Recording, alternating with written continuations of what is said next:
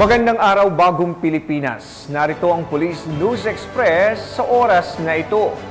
Nagtulungan ang mga tauhan ng PNP Special Action Force at iba't ibang ahensya ng pamahalaan sa pagsasagawa ng road clearing operation sa Tabuk City, Kalinga.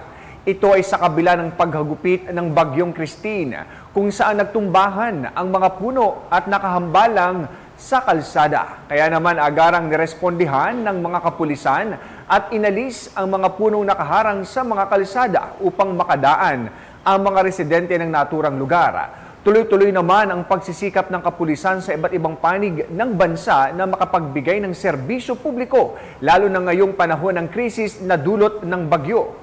At para sa iba pang updates sa Bagyong Christine at kalagayan ng panahon, laging tumutok sa Police News Network.